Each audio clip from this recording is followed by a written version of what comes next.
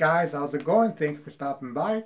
And today we're going to talk about three watches that I would like to have. Three watches that would be my grail watches, or not per se grail watches, but watches that I would like to have.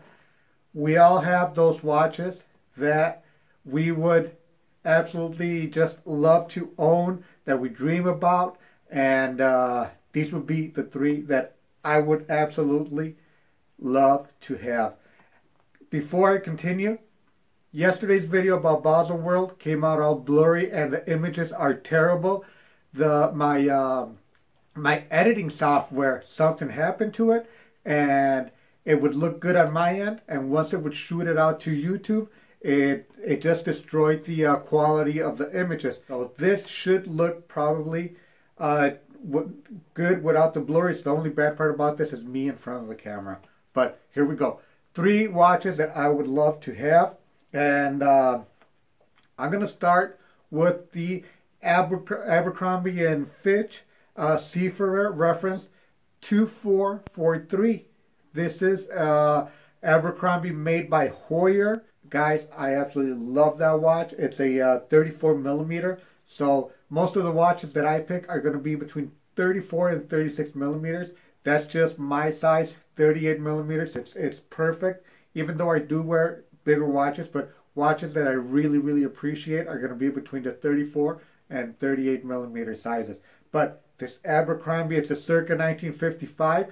It cases a Heuer caliber 721, and I've seen them as cheap as about $8,000-9,000, and I've seen them go at Christie's for crazy money. So it all depends what you get, and it all depends how desirable they are. I don't know how desirable they are right now. I know Heuer went through a big bubble that everybody wanted Heuer. So I don't know if they're coming down right now, if they're still staying up. I haven't shopped that much for Heuer. So God knows what's happening to Heuer. But whenever I can get my hands on one of those Abercrombie and Fitch reference 2443, I will buy one.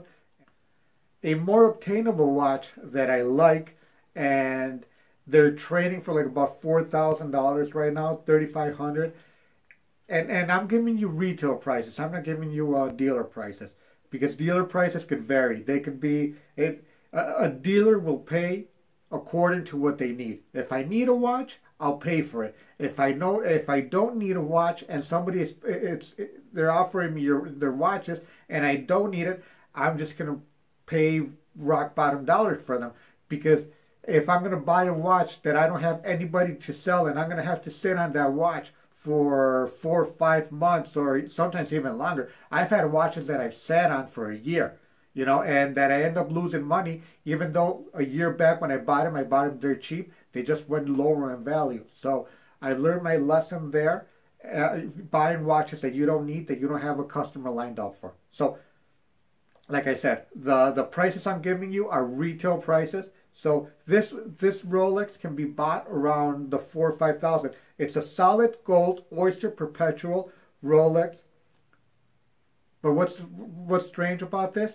That I want the one with the Bombay lugs. The Bombay lugs are a little bit rounded lugs. The casing is different. They're not popular. They're not even rare, because they made a lot of them through the 70s and 80s. So they're watches that people don't know a lot about them. Even Rolex collectors, they just see another gold case. So it's not the squared off case like most Rolex. I have a Rolex Date, and the case is all square. This is all rounded. I'm showing you guys a picture of it, and it's just a lovely watch. It's a 34 millimeter watch. It's the same case size as the Rolex Date, and a lot of these came with the honeycomb dial. Just beautiful watches. Beautiful, elegant as elegant can get, and they're different. They're different. They're not the same as everything else. And if you guys been following my channel, you know I like different. So how many of you guys are driving around and there's probably a big a big lottery prize, and all the news are talking about the how many billion or $1,000,000 you could win with $2, and your chances for getting it are slim to none, and they're giving you the probabilities. I start daydreaming when I hear these videos or listen to these newscasts when there's a big lotto prize. And what would I buy if I ever won the lotto? The first thing I would buy a Panerai Radiomir 3646. This is the reference, the early reference with the Rolex movement. Now these watches are $100,000 plus. These are hard to find. They're difficult to authenticate. They're just they're rare. They're rare, and you guys might be surprised. I'm not that much of a Panerai guy, but I do like them a lot. And I could buy a new 3646 for about 4,000. I think they're trading retail 5,000. But I want the original, the old one, the one that the original one. I mean, the one with the Rolex movement, the sandwich style they call it. It is just a beautiful watch. It is. I think what a lot of us vintage collectors would like to have. But like I said, you need to have several $1,000,000 of extra money in your bank account before you go out and spend $100,000 on a watch. But that's one of my dream watches. That's one of the watches that I said. Like I said, if I were ever to win a big prize in a lottery, that's the one I would buy. But it's going to be hard because I don't spend money in lottery, so you can't win it without buying the tickets.